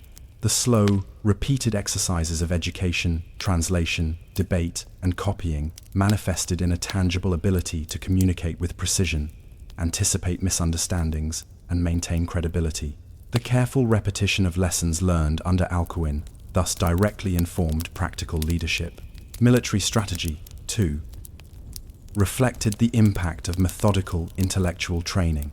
Although Charles was not studying warfare in the abstract, the habits of observation, planning, and logistical thinking developed in education translated naturally into military oversight. Campaigns required assessment of terrain, careful coordination of troops, supply management, and strategic patience. Each repetitive intellectual exercise calculating resources, analyzing precedents, interpreting texts, reinforced habits of foresight and attention to detail that would later guide military campaigns. In this sense, the boring work of study was inseparable from the practical demands of ruling an empire. Even religious education under Alcuin served practical purposes. Charles's repeated study of scripture, liturgy, and moral texts instilled an understanding of ethical norms, social expectations, and the ways spiritual authority could reinforce temporal power. This slow, disciplined learning allowed Charles to navigate the delicate balance between secular and ecclesiastical authority, understanding both the ceremonial and functional aspects of church influence. Repetition, once again, created mastery here of social, moral, and institutional structures as much as of words and numbers. The long, deliberate rhythm of learning also fostered personal discipline and resilience. Charles became accustomed to sustained effort, gradual improvement, and long-term planning. Mistakes were opportunities for repetition, refinement, and correction. Patience became second nature. He learned to measure progress incrementally, to accept that mastery took time, and to appreciate that enduring authority was built gradually, not instantaneously. These qualities, forged through countless repetitions of study and practice, were as important to his eventual success as courage, strength, or ambition. By this stage, the integration of education with practical, courtly, and administrative experience created a unique combination. Charles possessed not only theoretical knowledge, but also the capacity to apply it in governance, diplomacy, and strategic decision-making. The slow accumulation of intellectual, bureaucratic, and ceremonial skills transformed the young prince into a capable, observant, and disciplined leader. He understood that mastery, whether over language, numbers, or human behavior, required persistent effort repeated over time, a lesson that would guide him throughout his reign. Yet even with these skills, questions remained. Could the habits formed in the calm, repetitive environment of study and administration withstand the pressures of rebellion, external threats, and the unpredictability of empire? Would a ruler trained in the quiet precision of Alcuin's teachings succeed in the often chaotic world of medieval politics and warfare? These uncertainties, lingering at the edges of routine and repetition, would soon confront Charles as he transitioned from the intellectual preparation of youth into the active exercise of authority over the Frankish kingdom. In the end, the Carolingian Renaissance was as much about patient accumulation as it was about inspiration. Through repetition, disciplined practice, and careful application, Charles learned that knowledge, no matter how seemingly mundane, could be a tool of power. And in this slow, deliberate cultivation of intellect, one can observe the invisible foundation upon which an extraordinary empire would later be built. The ordinary, methodical work of education, repeated day after day, had quietly prepared the extraordinary leader who would come to be remembered as Charlemagne. By the early 772, Charles the Great had moved beyond the disciplined routines of manuscript copying, arithmetic exercises, and Latin recitation. The slow, methodical process of intellectual cultivation, guided by Alcuin and reinforced through repetitive courtly and administrative experience, began to manifest in practical action. Knowledge, once abstract and iterative, now became a tool for governance, reform, and the careful assertion of authority over the Frankish kingdom. The transition from preparation to application was subtle, almost imperceptible at first, but it laid the foundation for a reign that would transform Western Europe. One of the earliest areas where Charles applied his learning was in the standardization and improvement of administrative practices. Drawing upon the repetition and discipline instilled by Alcuin, he reviewed records, land grants, and inventories with meticulous care. Discrepancies were corrected, outdated procedures revised, and documentation brought into a more consistent format. These reforms were neither glamorous nor immediately celebrated, but they had lasting significance. By creating a predictable, reliable system for managing resources and obligations, Charles strengthened the internal coherence of the Frankish kingdom. Here, the painstaking work of copying texts and calculating yields bore practical fruit, demonstrating the power of sustained, repetitive, intellectual effort. Education and administrative experience also informed Charles's approach to justice. Court sessions, previously guided by the precedents observed during his youth, were now presided over with deliberate attention to fairness and procedure. Disputes over land, taxation, or obligations were adjudicated with careful reference to written records and customary law. Repetition remained central. Rulings often relied on comparisons with prior cases, re-examination of earlier decisions, and repeated clarification of rights and responsibilities. Through these methods, Charles reinforced the authority of the crown while cultivating loyalty among nobles and subjects, showing that patient, methodical processes could command respect more effectively than arbitrary or forceful decisions. Military organization also benefited from Charles's intellectual preparation. Though he did not yet command large-scale campaigns, he applied lessons from repetitive observation, logistical planning, and analytical reasoning to smaller operations along the borders of the Frankish realm. Troop deployments, supply chains, and strategic reconnaissance were approached with a systematic, disciplined mindset. Charles understood that military success depended on more than bravery. It required careful planning, detailed record-keeping, and repeated verification of resources and personnel. The habits instilled through education, patience, precision, and persistence were directly applicable to the challenges of early military leadership. Diplomacy, too, was shaped by this integration of knowledge and practice. Charles engaged with neighboring rulers, envoys, and religious authorities, using skills honed through years of study and observation. Negotiations were conducted with careful attention to language, precedent, and ceremonial protocol. Gifts were exchanged according to established patterns. Treaties drafted with meticulous attention to phrasing, and disputes resolved through repeated consultation and reflection. Even minor lapses in etiquette or record-keeping could have significant consequences, so repetition and attention to detail became tools of political influence. The combination of intellectual discipline and practical application allowed Charles to cultivate credibility and authority quietly but effectively. Education also informed the young ruler's approach to internal reforms. Charles encouraged improvements in literacy among clerics and officials, standardization of religious texts, and the promotion of learning within monastic schools. He recognized, as Alcuin had emphasized, that a literate, disciplined, and methodically trained clergy could serve as both moral and administrative anchors for the kingdom. The repetition and structured practice of intellectual exercises, once applied in monasteries and scriptoria, became instruments for reinforcing societal stability and governance.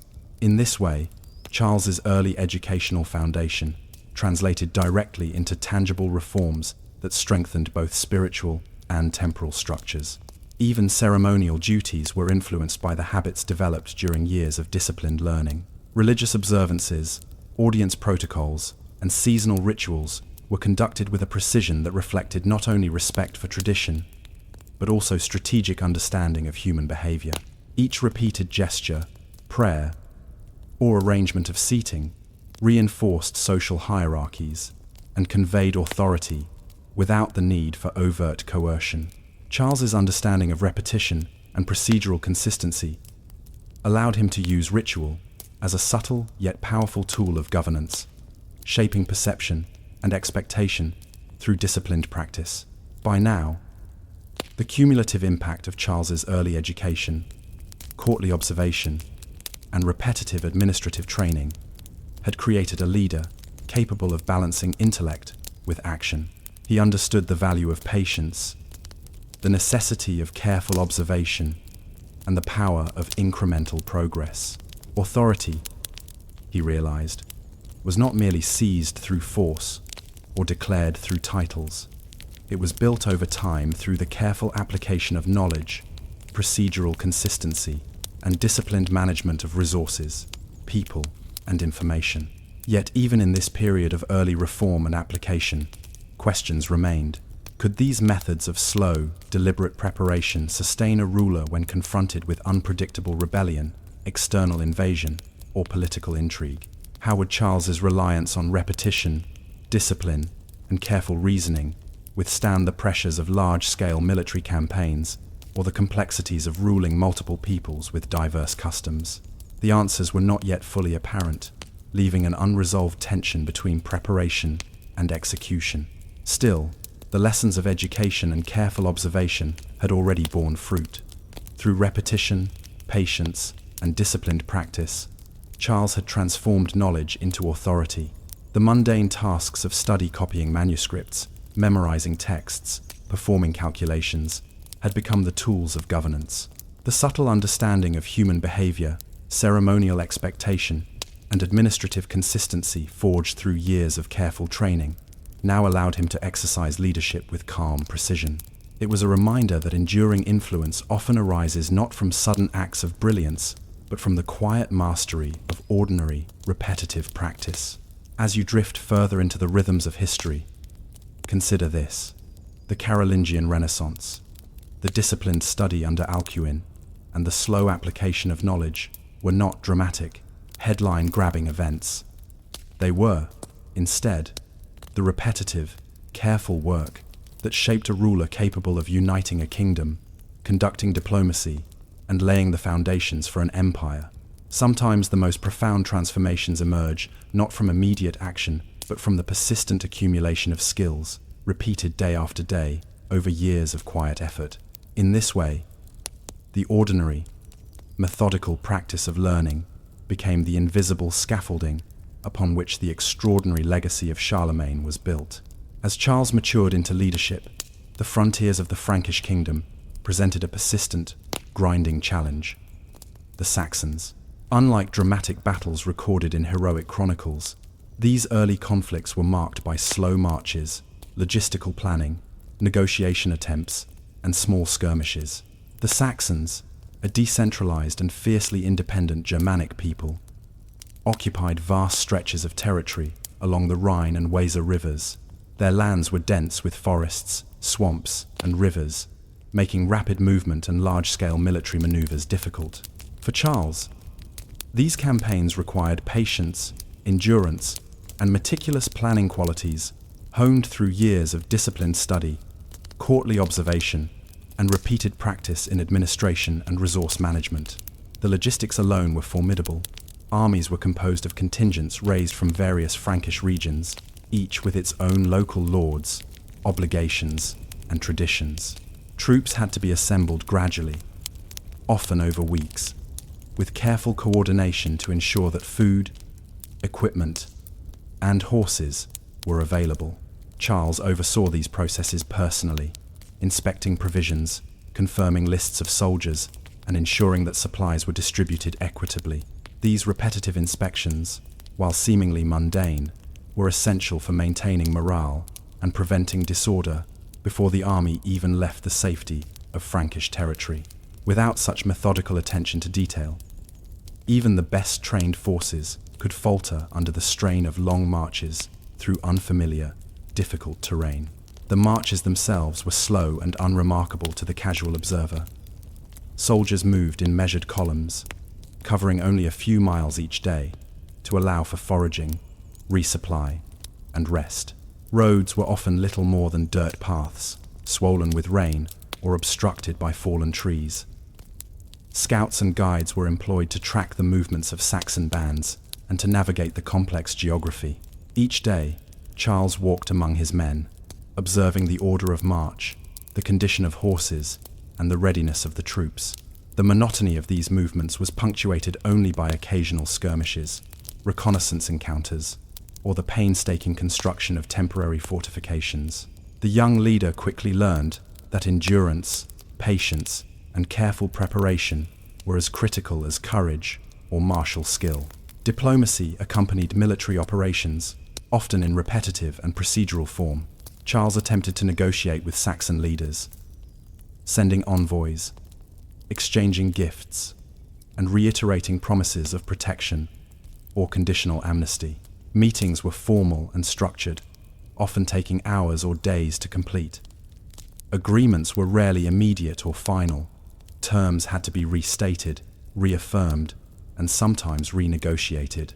Repetition was essential, both for clarity and for building trust. From these experiences, Charles observed that the exercise of power relied not only on force, but also on the careful management of relationships, the patient reiteration of promises, and the meticulous recording of commitments. The daily life of the army mirrored the disciplined routines that Charles had observed in court. Soldiers were assigned to tend horses, maintain armor, prepare meals, and keep track of supplies. Even minor tasks, mending boots, sharpening blades, cleaning tents, were repeated daily, ensuring readiness and order. Charles supervised these routines, understanding that small, consistent actions prevented disorder and maintained morale. Through repetition, he learned that the army's effectiveness was built as much on these mundane tasks as on the climactic moments of battle. Engagements with the Saxons themselves were often brief, unglamorous, and methodical. Raiding parties were intercepted, fortifications inspected, and enemy movements monitored. Large-scale pitched battles were rare. Most confrontations involved skirmishes, ambushes, and strategic positioning. Each encounter required careful observation, repeated evaluation of the terrain, and incremental adjustments to troop movements. Charles's training in careful planning, attention to detail, and iterative problem-solving proved invaluable. The habits formed through years of copying manuscripts, calculating yields, and observing court proceedings translated directly into effective military leadership. Even the treatment of conquered or submitted territories reflected these lessons. Charles imposed rules gradually, enforcing Frankish authority through small, repeated measures rather than dramatic displays of power. Fortifications were built or repaired, local leaders co-opted or replaced, and religious influence introduced through clergy. Repetition underpinned these strategies. Consistent enforcement of laws, repeated collection of tribute, and gradual assimilation of the population created stability. Over time, Charles observed firsthand that enduring control depended on incremental, consistent actions rather than sudden conquest alone. Supply lines, a constant concern, required repetitive oversight. Grain, meat, and other provisions were collected from surrounding estates and transported carefully along slow-moving routes. Horses and pack animals were maintained through daily attention, and scouts continuously monitored for potential disruptions.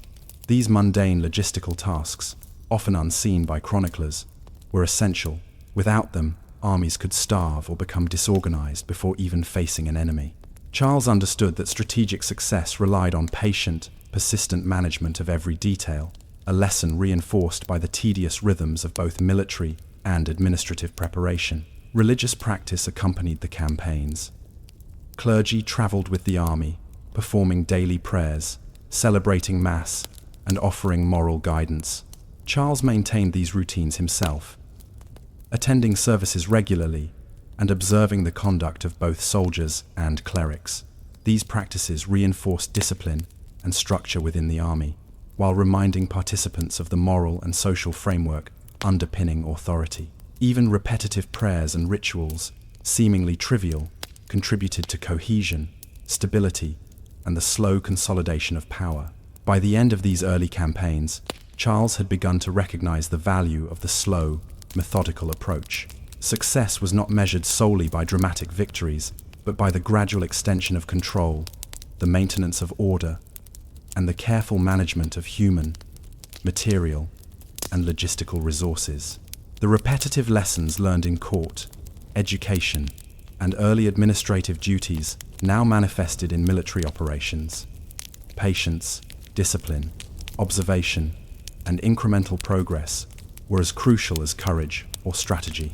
Yet even in these initial campaigns, unresolved challenges persisted. Could these incremental methods suffice against a stubborn, decentralized opponent like the Saxons? Would the repetitive, slow approach allow Charles to maintain momentum and authority across multiple regions simultaneously? These questions lingered as the young leader continued to consolidate power, preparing for the broader campaigns and political maneuvering that would define his reign.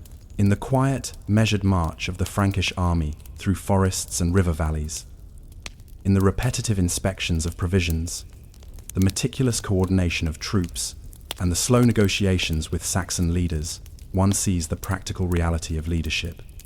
Lasting authority is built not only on decisive acts, but on sustained, careful effort, repeated day after day.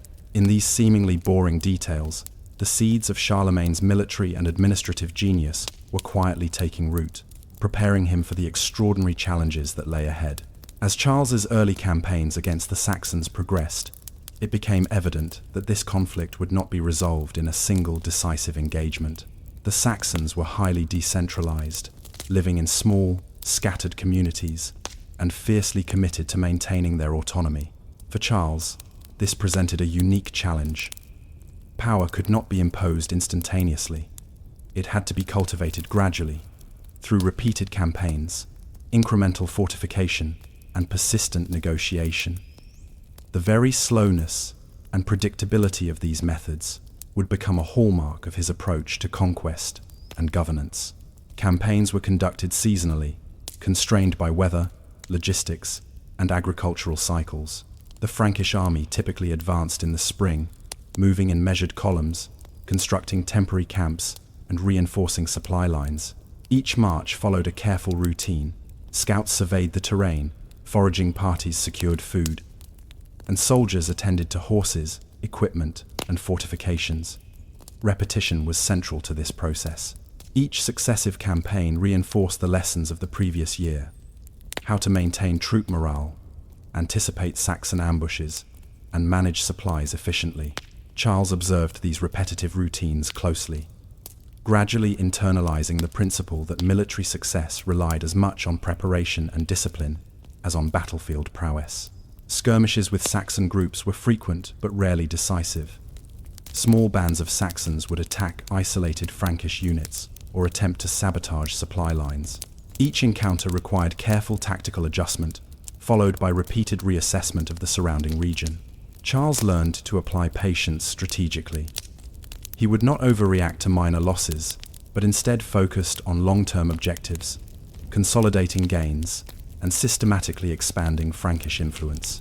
These iterative campaigns exemplified a slow, cumulative approach to power, where repeated application of disciplined methods eventually led to broader success. The construction and maintenance of fortifications became a central tool in these campaigns. Charles ordered the building of wooden palisades, watchtowers, and fortified outposts along rivers and key routes. Each fortification was inspected, repaired, and manned systematically, forming a network that gradually extended Frankish authority into Saxon territory. The repetition of these actions, each fort built, each garrison supplied, each patrol conducted, reinforced control. For Charles, these routines reflected lessons learned in administration. Small, persistent measures, repeated over time, could yield stability and consolidate influence far more effectively than reliance on occasional, dramatic victories. Repetition also characterized the imposition of legal and religious authority. After a region was pacified, local Saxon leaders were gradually integrated into the Frankish system of governance. Oaths were administered repeatedly, tribute collected systematically, and Christian clergy introduced to reinforce moral and spiritual authority. These repeated actions gradually familiarized the Saxon population with the structures of Frankish governance and aligned them with new social and religious expectations. Charles observed that authority, when applied consistently and patiently, could transform societies over years rather than weeks, illustrating the power of incremental, methodical measures. Even daily logistics demanded constant repetition. Armies on the move required secure lines of communication, continuous provisioning of food and equipment, and ongoing attention to morale. Charles personally oversaw these routines, checking on supplies, ensuring that soldiers were fed and rested, and confirming that horses and pack animals were maintained. Each repetitive task, though tedious, reinforced the larger framework of control. Through these experiences, Charles internalized the understanding that the stability of a campaign, like the stability of an empire, depended on meticulous, repetitive attention to detail. Negotiations with Saxon leaders mirrored this iterative approach. Envoys delivered repeated messages, clarified conditions, and reaffirmed obligations. Terms of peace or submission were rarely absolute. They were reinforced through repeated interactions, inspections, and confirmations. This slow, methodical diplomacy complemented military operations, demonstrating that force alone was insufficient for lasting control. Authority was established gradually through consistent patterns of action, observation, and reinforcement. Charles's early exposure to repetitive administrative routines under Alcuin and at the Frankish court prepared him for this nuanced approach to conquest.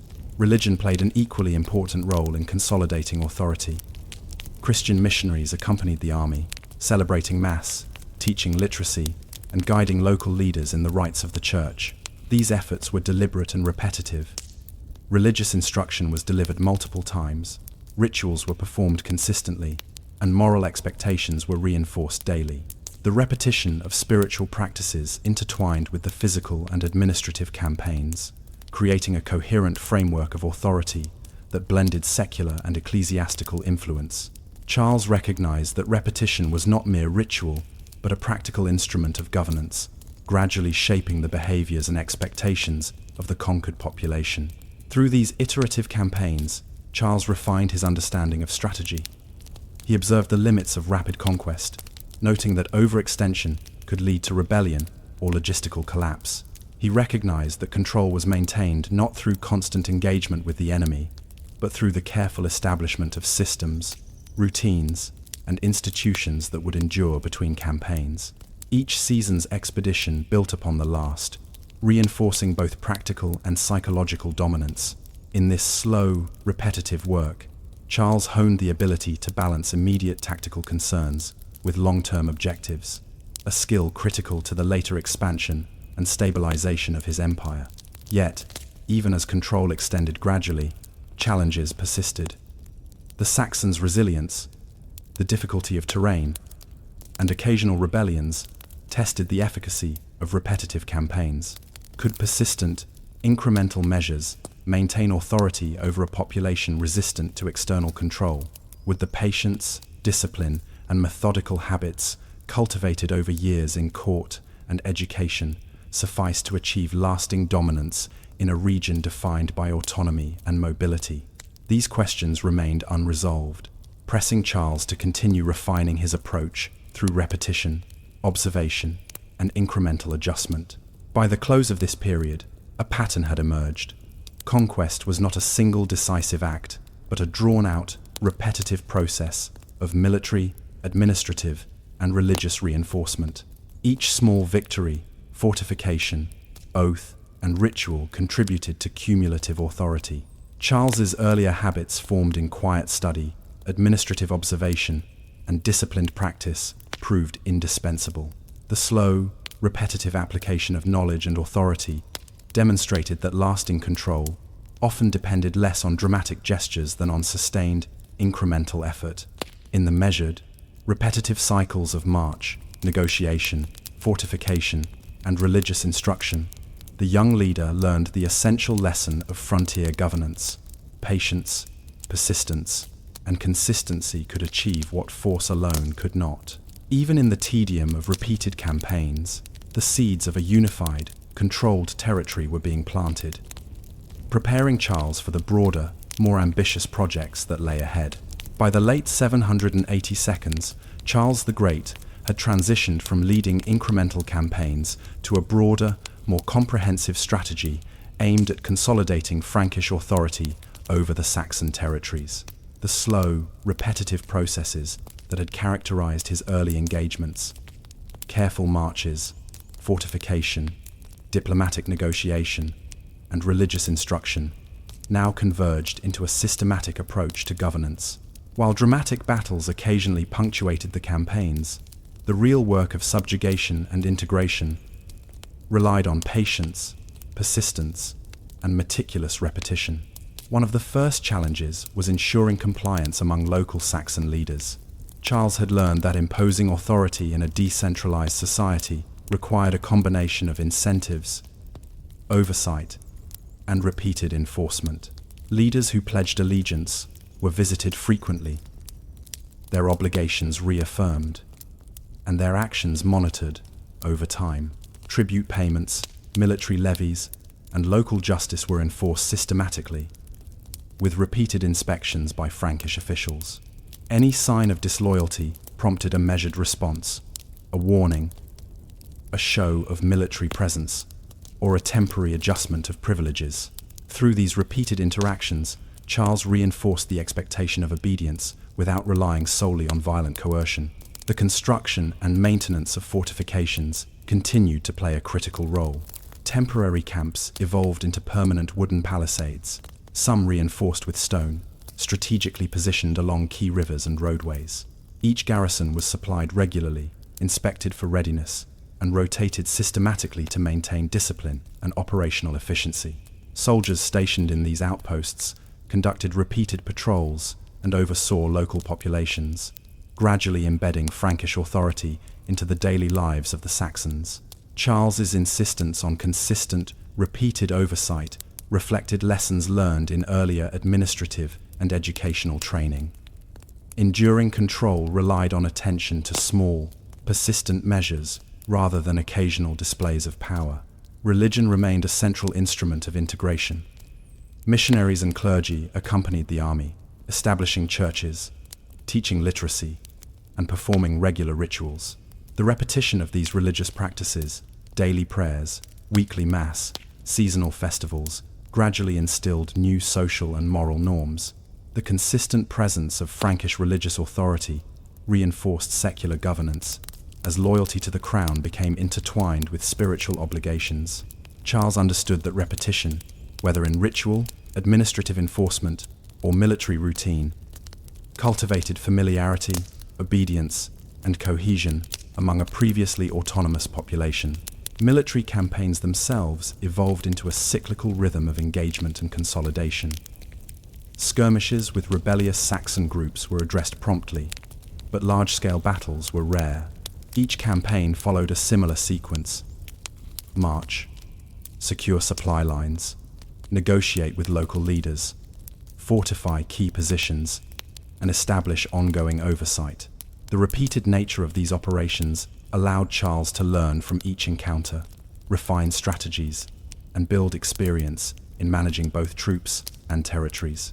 Over time, the Saxons came to recognize the inevitability of Frankish authority, not through fear alone, but through consistent demonstration of organizational skill, discipline, and administrative persistence. Legal and administrative reforms paralleled military efforts.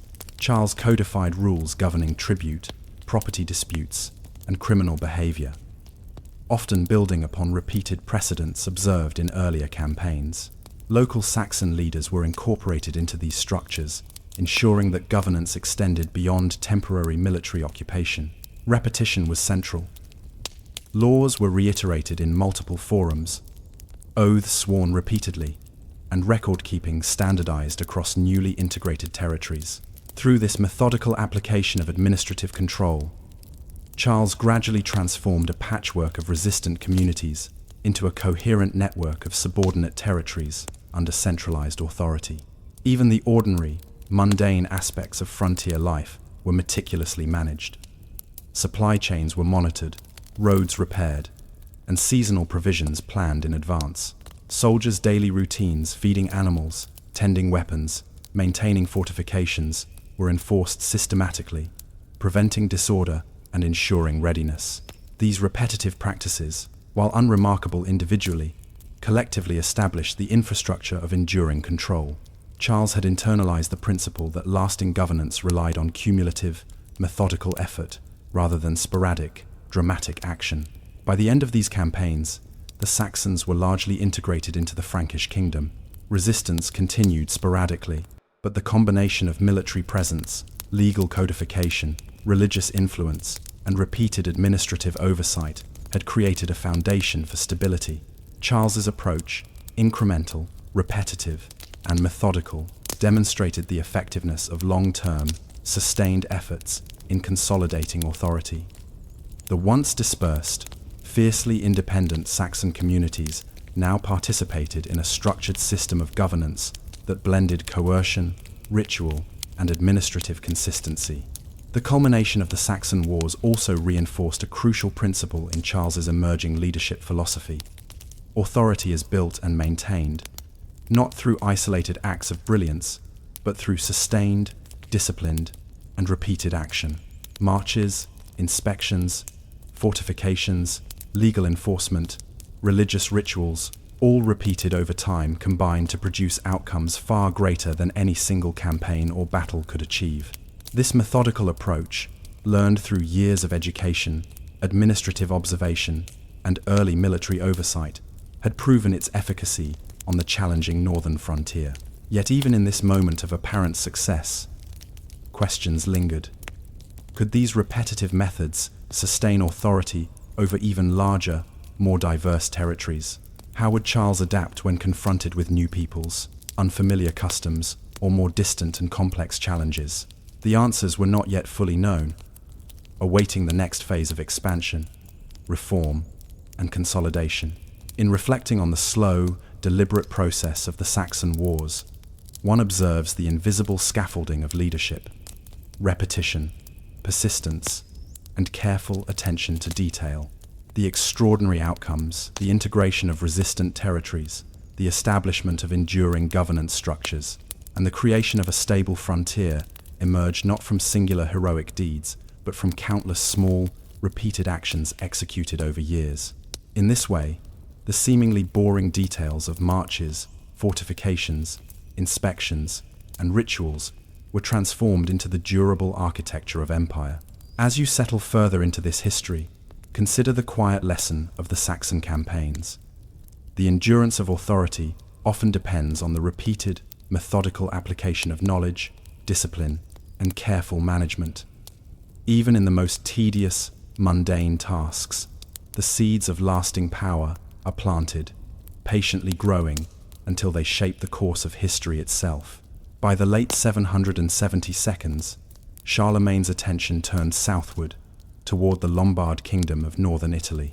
Unlike the relatively familiar terrain of the northern borders with the Saxons, Italy presented a different set of challenges. Unfamiliar geography, diverse political structures, and the necessity of coordinating military operations across the Alps.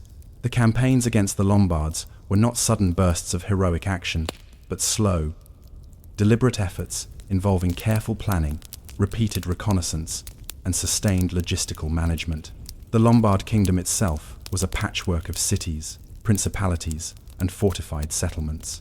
Its rulers, while politically centralized under the Lombard king, relied on a network of dukes and local nobles to maintain control. This decentralization meant that any Frankish incursion required careful attention to negotiation as well as force. Repeated communications were necessary to convey intentions, clarify agreements, and maintain the semblance of legitimacy. Charles, drawing upon lessons learned from earlier campaigns against the Saxons, approached these diplomatic efforts with the same methodical patience that had proven effective in the north. Envoys were sent repeatedly, letters exchanged, and negotiations reiterated, often taking weeks to resolve even minor points. The logistics of moving an army into Italy were daunting. The Alps presented formidable natural barriers. Narrow passes, steep slopes, and unpredictable weather could halt entire columns. Charles oversaw the preparation of routes, the stockpiling of supplies, and the coordination of contingents drawn from various Frankish regions. Horses, pack animals, and wagons were inspected repeatedly, and provisions were meticulously calculated to sustain the army over the extended journey. Each day of the march involved incremental progress, with careful attention to the placement of troops, the safety of supply lines, and the maintenance of discipline. The campaign was a slow accumulation of small, deliberate steps, each contributing to eventual success.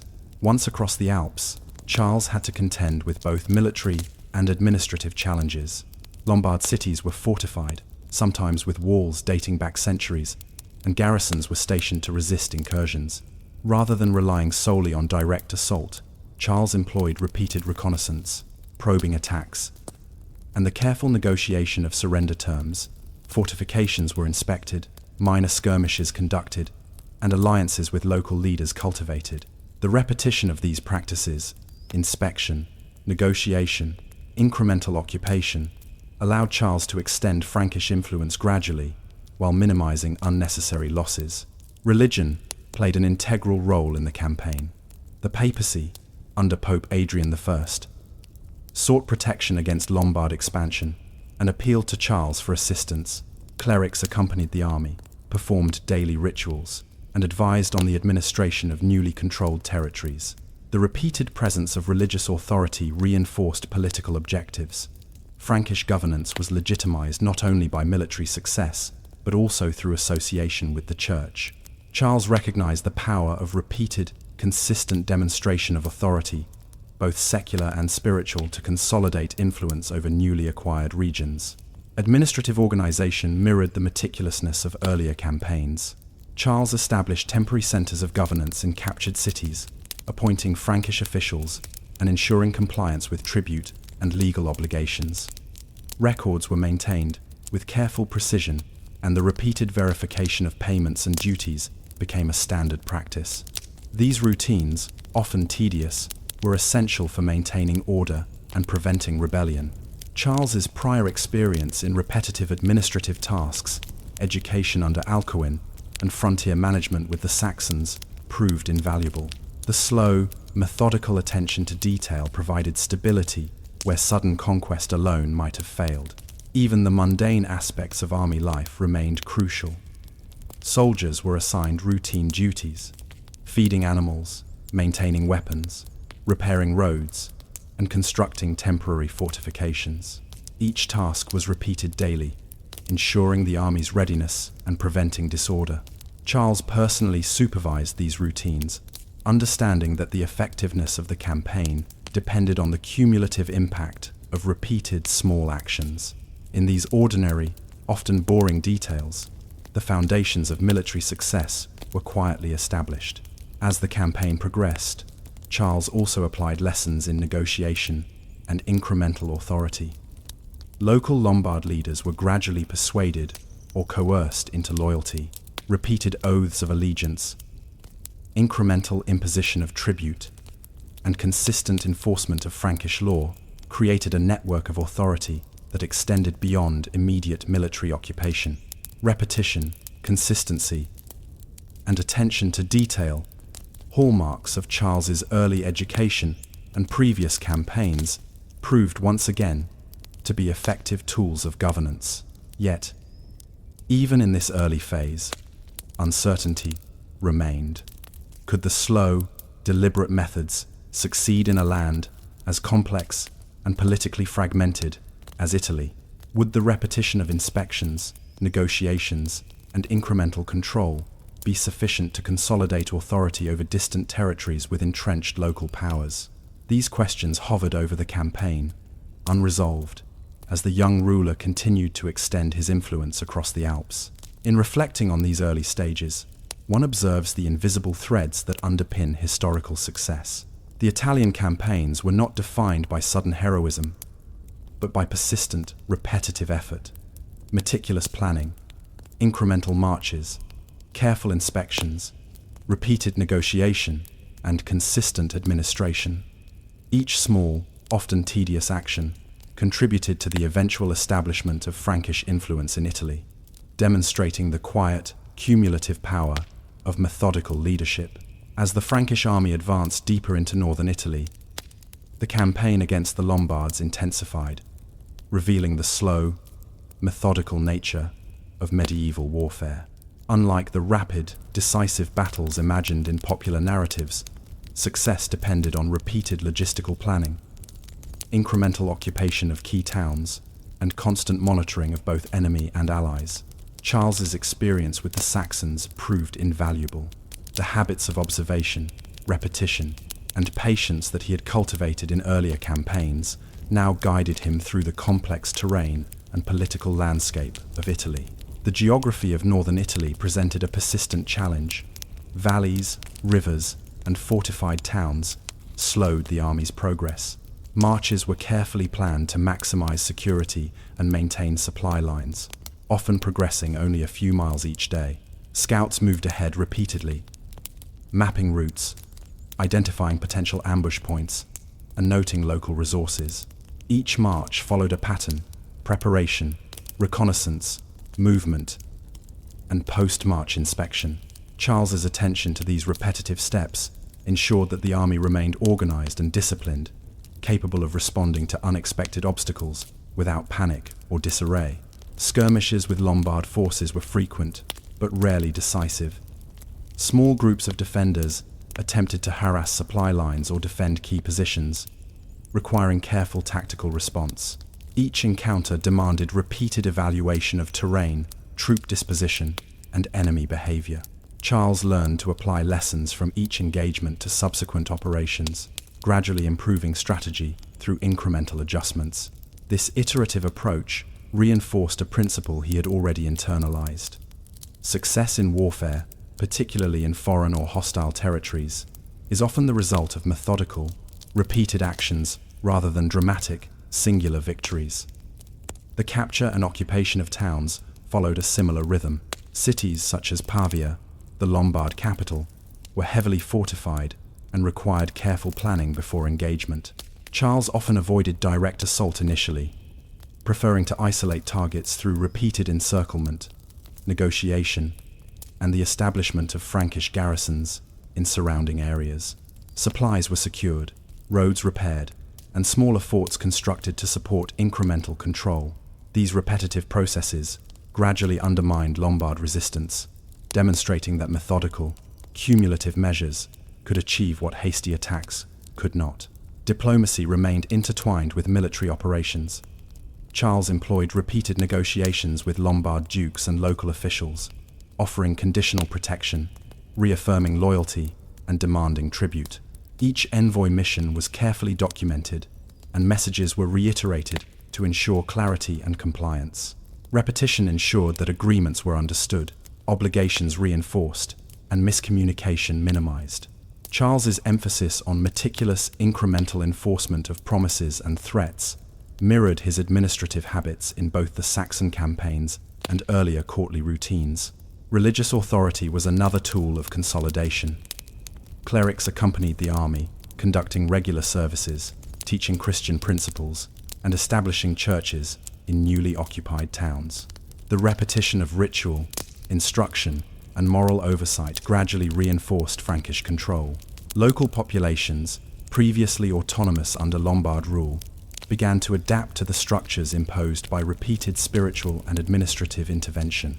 Charles recognized that incremental, consistent reinforcement of religious norms could complement military and administrative strategies, creating a durable framework for authority. Logistical management continued to be a central focus. Food, equipment, and horses were carefully monitored, inspected, and redistributed as necessary. Temporary supply depots were established, often revisited repeatedly to prevent shortages. Each day involved the meticulous maintenance of these systems.